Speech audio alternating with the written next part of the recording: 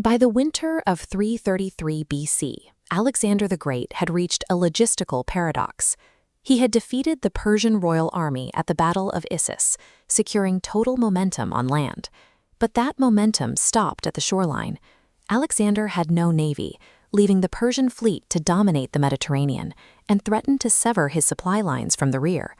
To defeat a naval empire without ships of his own, Alexander formulated a land-based solution.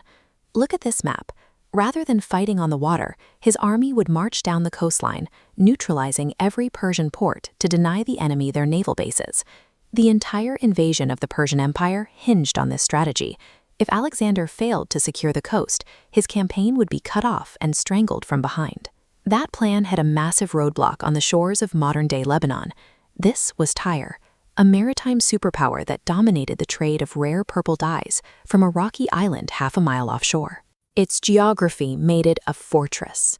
The city was ringed by stone walls 150 feet high, plunging straight down into the deep waters of the Mediterranean. Alexander tried diplomacy first, requesting to offer a sacrifice at the island's temple of Melkart. The Tyrians refused, trusting their geographical isolation and telling the Macedonian king to stay on the mainland.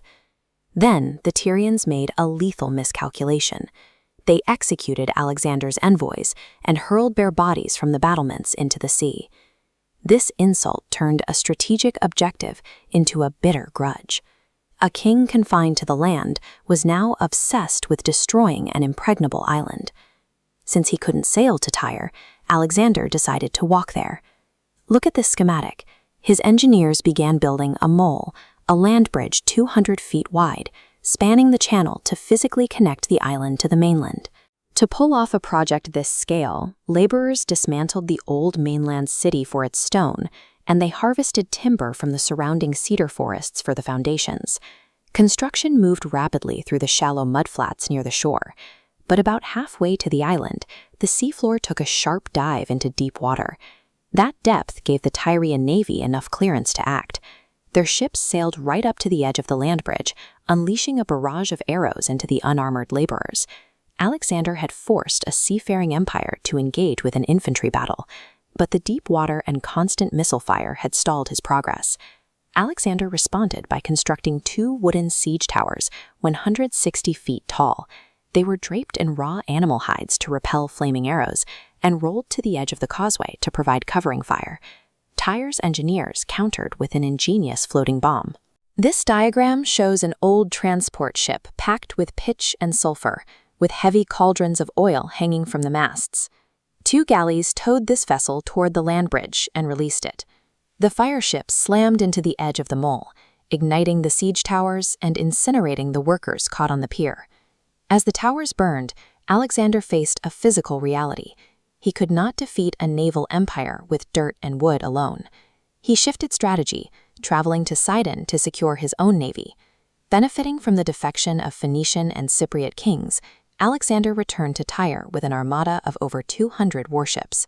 Using his numerical superiority, he blockaded both harbors, neutralizing their naval advantage. The Tyrians responded by dumping underwater boulders to tear ship holes, and sent divers to cut Macedonian anchor ropes, forcing Alexander to use iron chains. The defenders even heated massive bowls of sand until it glowed red, then poured the burning grit over the battlements. It sifted beneath the bronze plates of the Macedonian infantry, searing their flesh. But the blockade allowed the mole to reach the walls. Alexander mounted battering rams onto his ships and pounded a weak point in the southern fortification until the stone collapsed.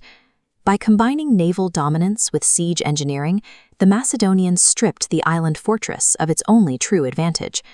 With the wall breached, Alexander personally led his elite shock infantry through the rubble.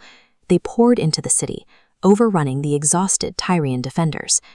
The human cost of 7 months of defiance was staggering.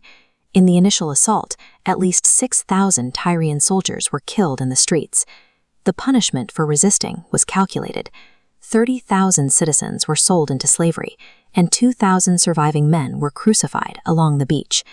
This destruction was a deliberate broadcast to the rest of the ancient world. Alexander was proving that natural defenses were useless and that armed resistance would guarantee total erasure.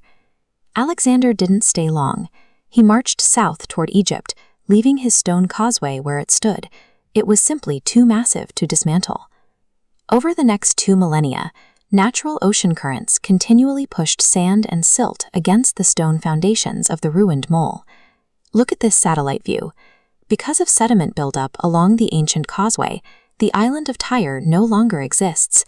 Modern Tyre sits directly on those foundations, fused to the mainland, a permanent physical mark visible from space today.